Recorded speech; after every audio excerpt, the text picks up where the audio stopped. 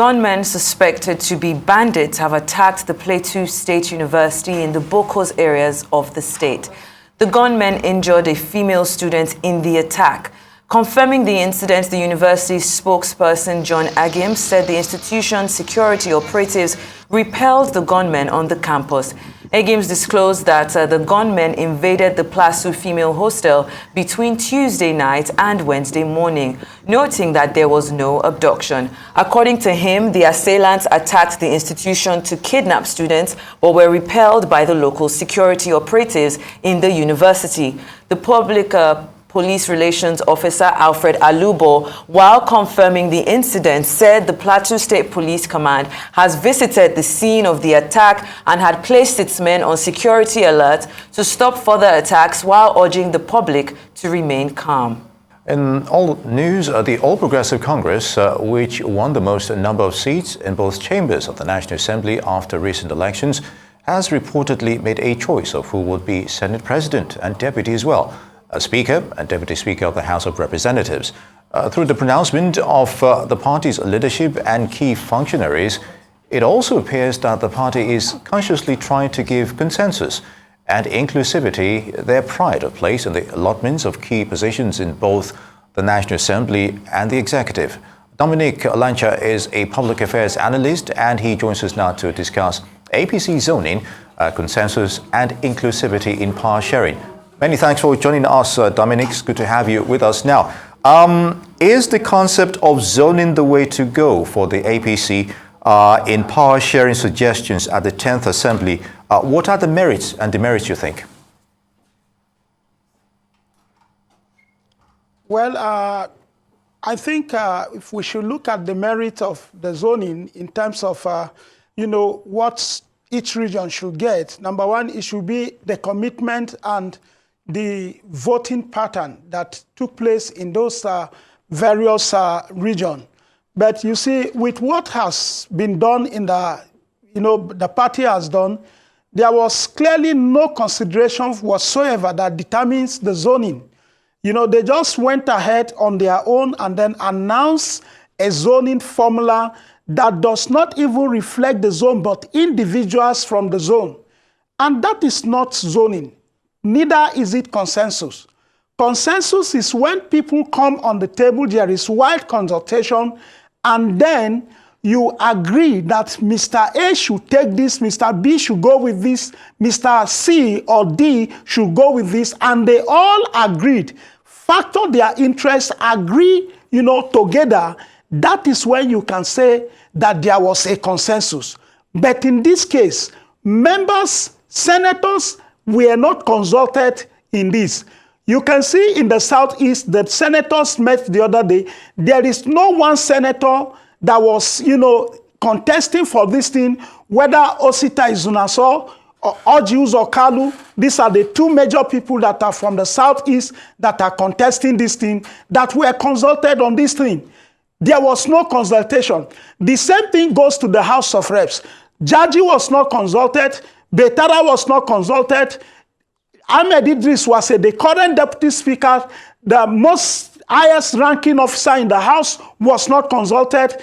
None of them were consulted. Miriam was not consulted. The only woman that is in the race was not also consulted. So there was no agreement, no consultation. And I think that is why in the letter that the party wrote or released to the press the other day, they also tactically advise the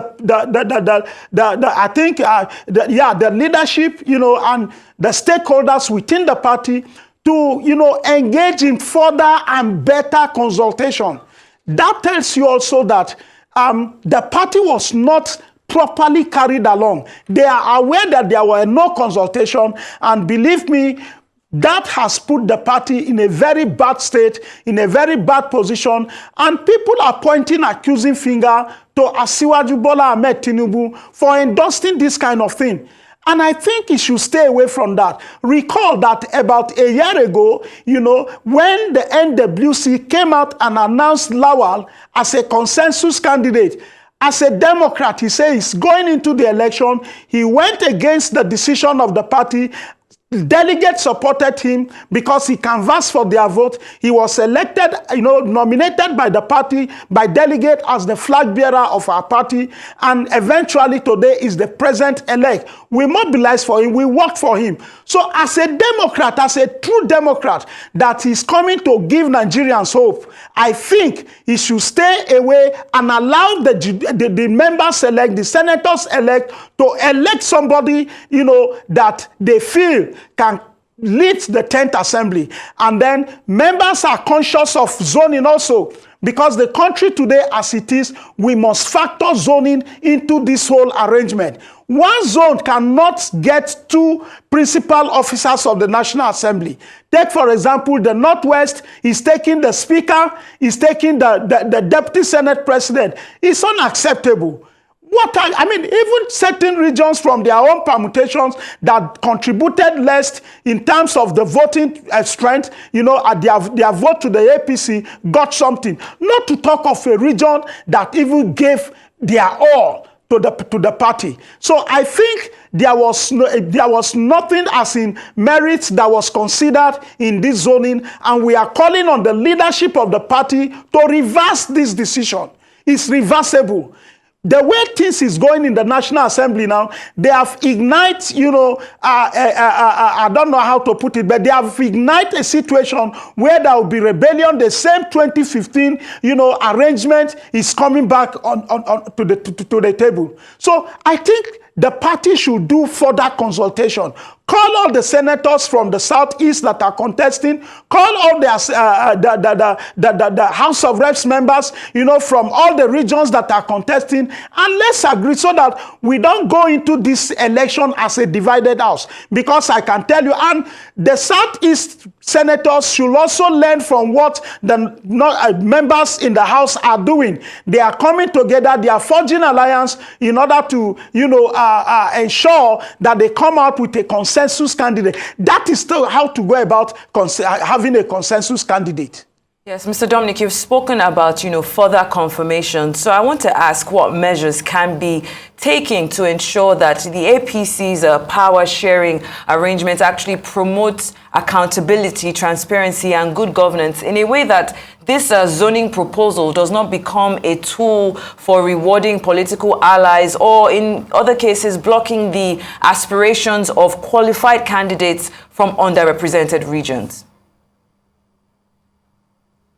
Nigerians are expecting that the leadership of the 10th Assembly, some of the things that should be put forward in terms of considering, who becomes the 10th Assembly chairman and the deputy chairman of the 10th Assembly should be competence, experience, and capacity.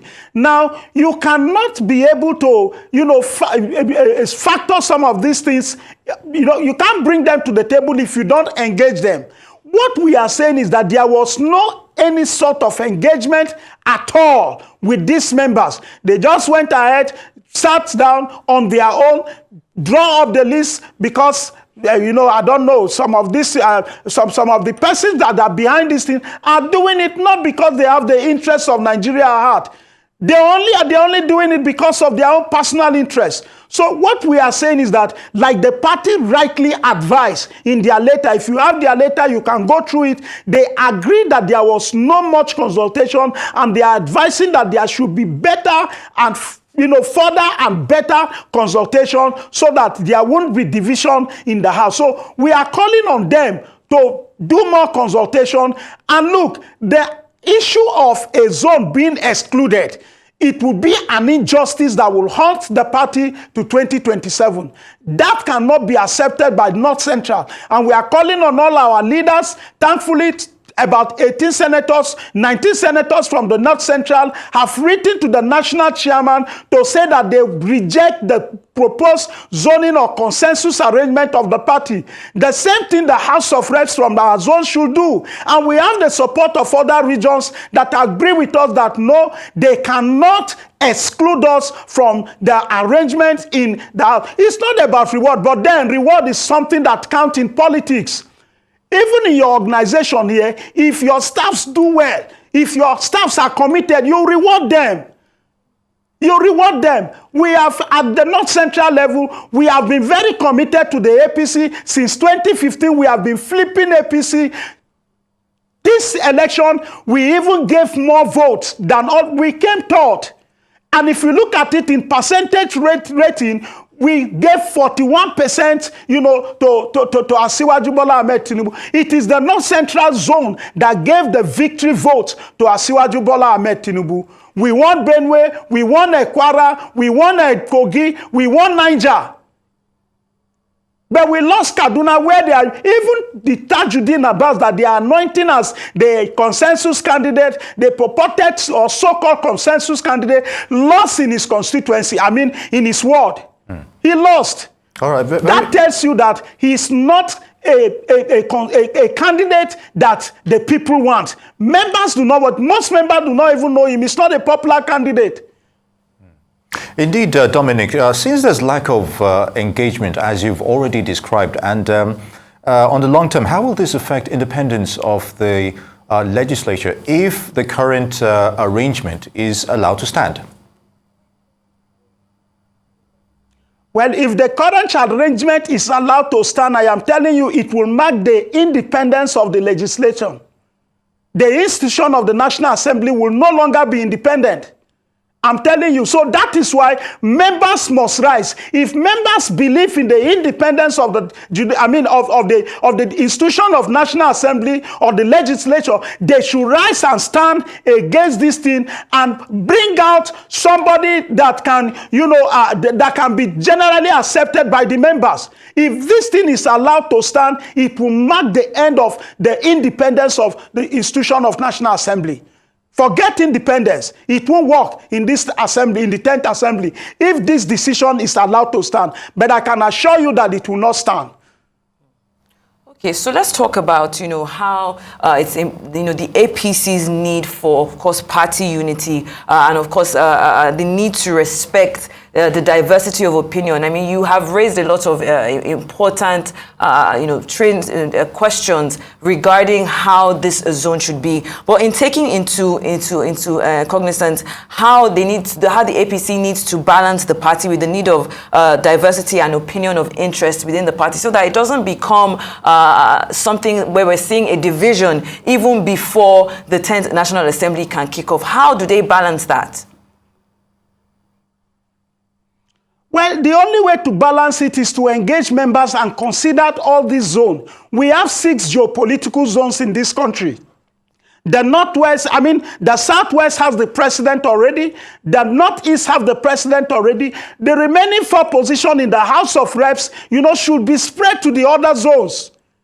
All right? The Southeast there are people angling for Osita Izunaso, Senator Osita Izunaso for Senate President, Ojus Okalu for Senate President. In South, the same, Akpabio that is anointed already, and Adam Soshomole are also going. Call them to the table and let them agree.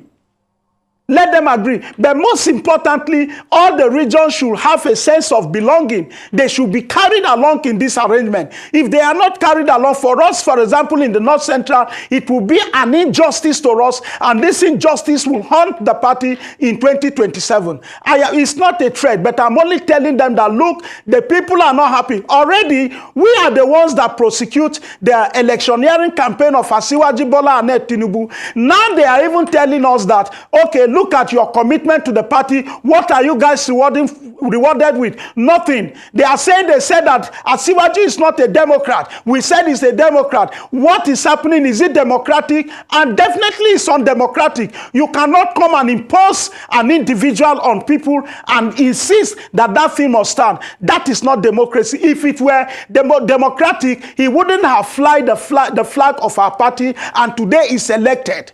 He wouldn't have. All right. In view of the challenges, as you've highly pointed out, what are your expectations for the 10th Assembly? We're still talking about the issue of inclusivity. What, if we're able to overcome that, and of course, over time, how would you think the Assembly itself has fared? Is it pro-people or is it just self-serving? Well, I expect that if we are able to scale through these leadership struggles, the 10th Assembly will be a very robust and effective one. Effective in the sense that the Assembly, the institution of the legislature is very key to the progress and development, of this country. I have taken my time to go through the Renewed Hope Agenda Manifesto of Asiwaju Bola Ahmed Tinubu, and sincerely speaking, he needs the Assembly, because there will be a lot of enactment of laws that will support some of the programs he's bringing on board. So you need somebody with experience, you need somebody with the competence, you need somebody with the character and capacity to be able, to lead the Assembly, whether Senate or House of the both chambers of the House. You need people with the competence, the experience, and the capacity to do that. And then we expect that in this 10th Assembly, one of the key role of the National Assembly is, oversight function.